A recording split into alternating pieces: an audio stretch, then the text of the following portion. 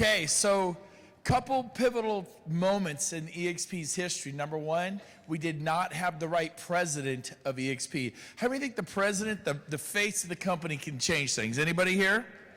And we went through 2 presidents that were okay, nice people, but then we found Dave Kennord. And Dave, let's hear it for Dave Kennord. What a great guy. He's one of us. Our prior presidents were like, am I gonna get fired?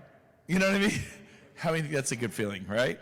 And so Dave's one of us. Around Dave's presence, you feel safe. He empathizes. He works his tail off. He's the right guy to be the president of EXP for the United States.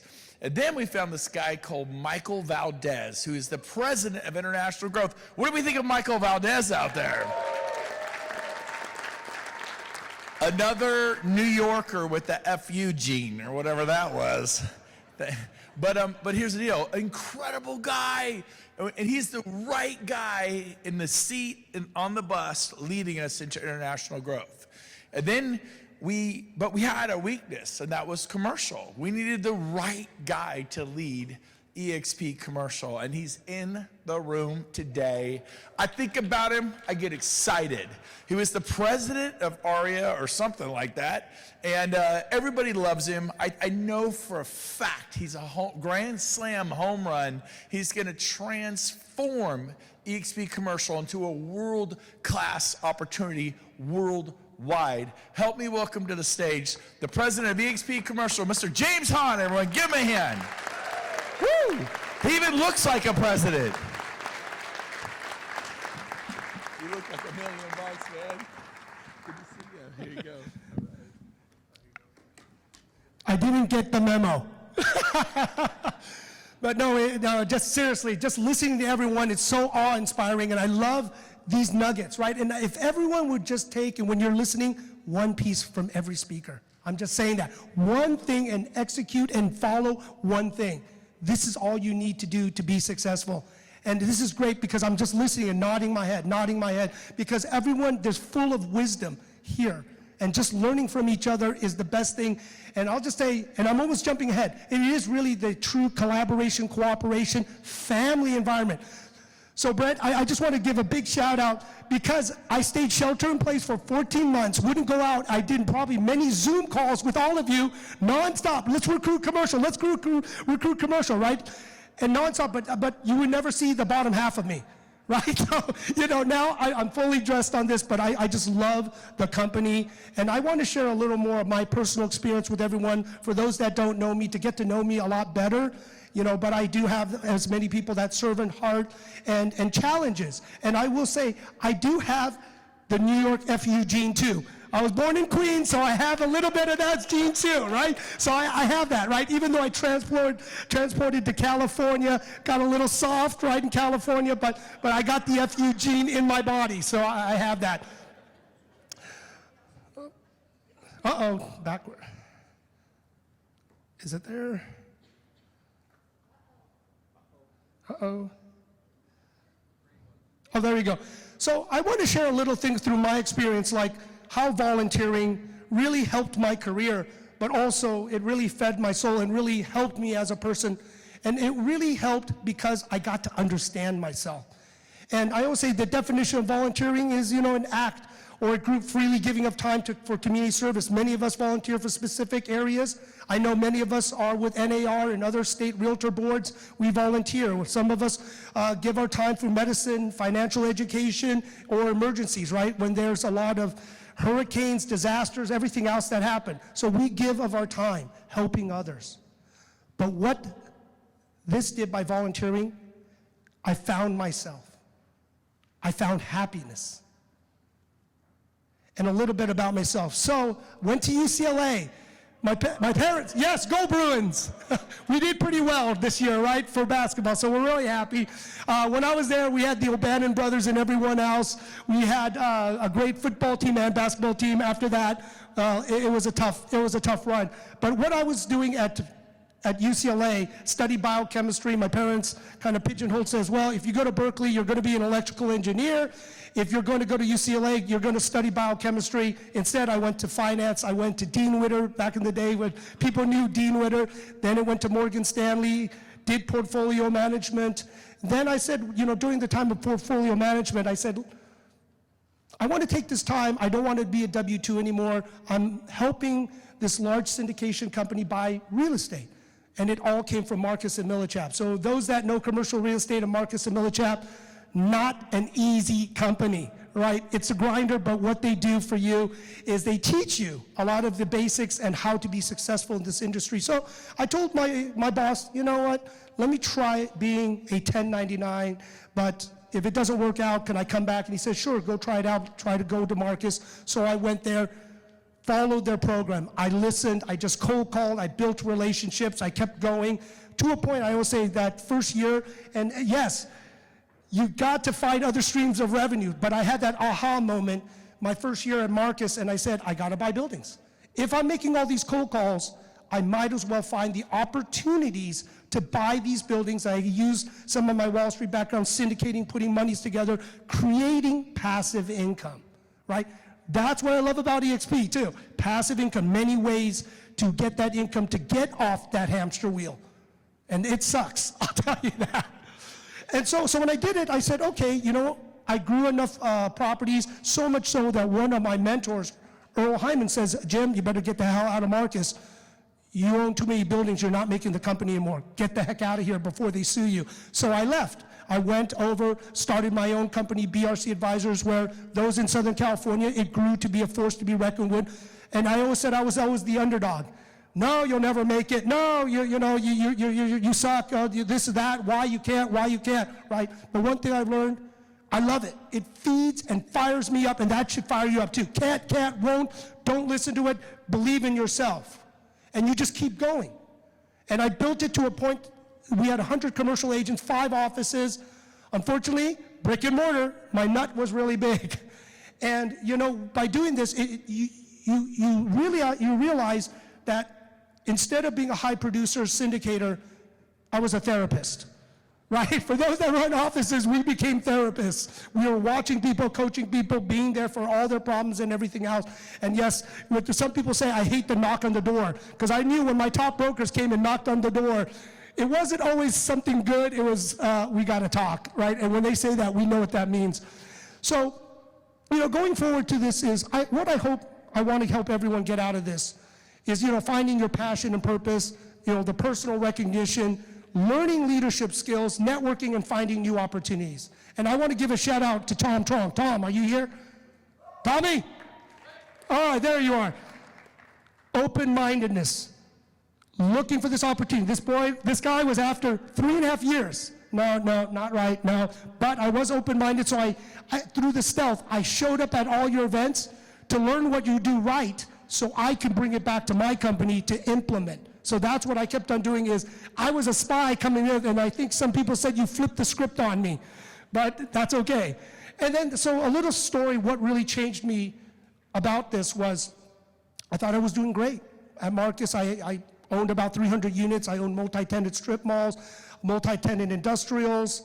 I just kept on buying. I syndicated. I had passive income from my property management. I did brokerage. I had my own team. I got overrides of my entire office with over 180 commercial agents. Not too bad. 36, I thought it was doing pretty good. 2009 hit. Bear Stearns and Lehman Brothers, right? Who remembers that? After that, the whole world started falling down. I mean, if anyone had out-of-body experience, that was the time. Literally, the more you had, the more you lost. The more pain you went through. And I thought I was also smart, but I sold most of my buildings in 2007. The market was all-time high, right? A lot of cash floating around.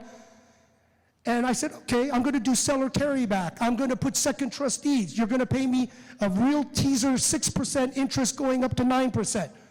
2009, banks started calling me saying, hey, you wanna cure the loan? You need to put $500,000 more. You need to put $250 more, because the market fell so much that you had to cure the loan, even with the second trustee, for those that invested in real estate properties. It was crazy. And this is worse, I had employees for my property management, for my brokerage, my staff. Hearing and watching them cry to you, don't lay me off. Please, this is a terrible time, don't lay me off. And you're hearing your brokers, are you going to shut down the company? Don't lay me off. What's going on? And you had to be strong for everyone. But I'll just tell you, if people saw pictures and remembered me from back in the day, my face was all blackened because of the stress was on my face. It literally, the anxiety, the stress, the pain, and I had to still be strong for everyone else, but you kept going. And then one day I woke up and I literally, if I didn't have the relationships with a lot of friends, building relationships, they're the ones that bailed me out. I literally thought $500,000 was good, cash, some reserves and property. I had to liquidate everything because I wanted to take care of my employees. I didn't want to lay anyone off. I kept it going. But what I did learn from that was looking in the mirror and I said, I don't like this person. Because what I saw back then is I lived for me. I lived to show. And then 2009 showed me, what else do I need to live for? I need to live for something bigger than myself. So what did it lead me to do? Look for things to do. Look for things and opportunities to give back, to help others. That was what fed my soul and made me feel a lot more grounded and grateful to everything in life.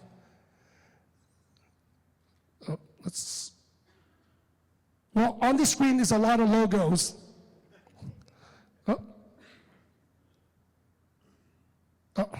Well, with the logos, I would say there's literally 3 pages. Oh, there we go. This is what I did, but there's probably 3 other pages. Because I was trying to find my passion. Where do I belong? Where do I go? So because I was so much in pain, I said, you know what? I need to redefine my life. So I started volunteering, and showing up, getting involved. But also, you know, when I got involved, I was trying to find my place. Very confused when you lose everything. I was also $1.5 million in the hole, right? So not too fun, but lucky it was with friends and other people that said, pay me back when you can. But I just kept on volunteering, giving back, helping out, learning.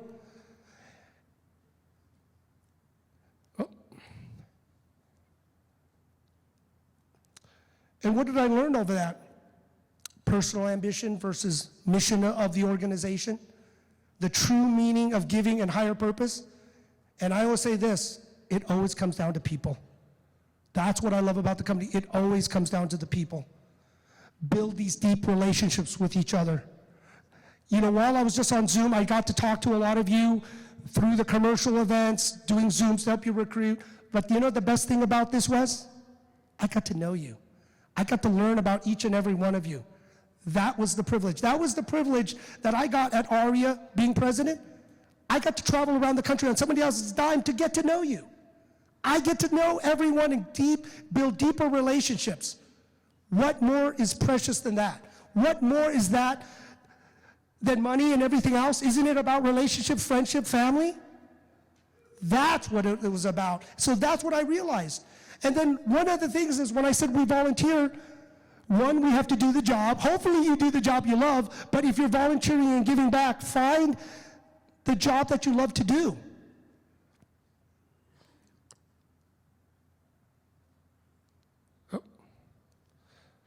And I always say, I give this advice to people because I believe volunteering is a great way to feed your soul.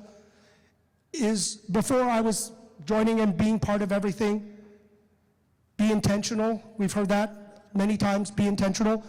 Have an interest, be curious, or something you are aligned that you're interested in to join with the organization, a nonprofit or whatever you want to give.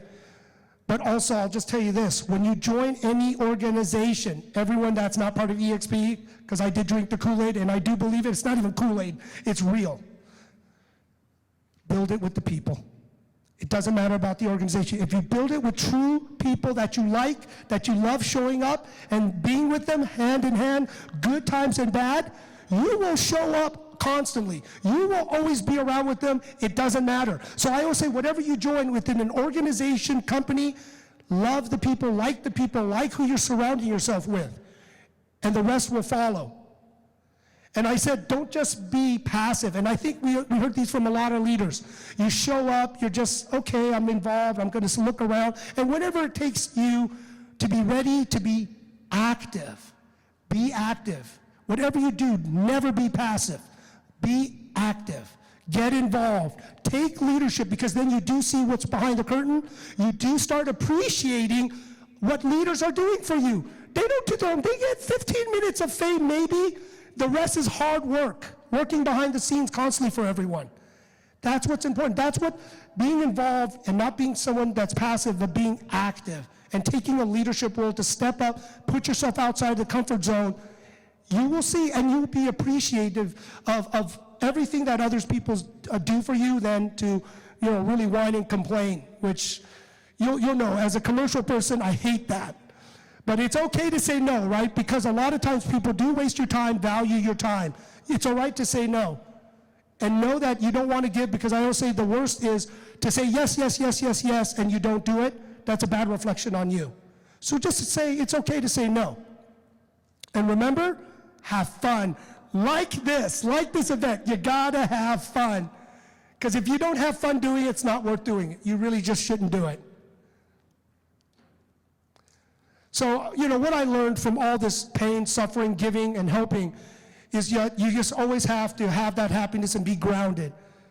You gotta learn that friendships and relationships are priceless, and it's free. It's just digging deeper, building these friendships and relationships that will carry you through good times and bad. And I always say the time to give is always now. Don't wait till you make it, right? We always hear that. When I make it, when I do this, I'm gonna give. But when you volunteer your time and just give what you can, you find your way through a better life. And just give what you can. No one's judging. And that's one thing that I always said is, don't worry where you start. Many of us that are high positioned, you start over again. That's good. That shows you could be a leader at the top, but a soldier at the bottom. That's leadership. You need to show that you can be in any position. It doesn't matter. And I'll tell you this, and you'll find this about me. You don't judge, you don't gossip, you don't compare. Toxic people. You worry about you and to be the better person that you could be the next day. Don't worry about any of that, because that will only make you do things you don't want to do. It will affect you and it will make you sick. So I always say these are the things that you try to avoid, because whenever someone says something, they're saying it about you, trust me. It's just, you just stay away from that. You just don't need it. Don't have to say anything negative. Just distance yourself. And I said, ultimately, I found this passion through going all through through these opportunities of giving back, like through ARIA, meeting Tom Trong, building a strong friendship relationship. And thank you for constantly being on me to finally join and flip. But now I have a journey with all of you here, all of my friends that I love so much. And anytime, and I hope I have more time to help you convert those commercial brokers that you want to bring over. And we will grow the commercial industry within EXP and EXP Commercial, blasting off, right? We're going to go out of the solar system and everything. So please, here's my information. Reach out to me, connect with me, share during this time we have together. And I love you all, and God bless you. Thank you.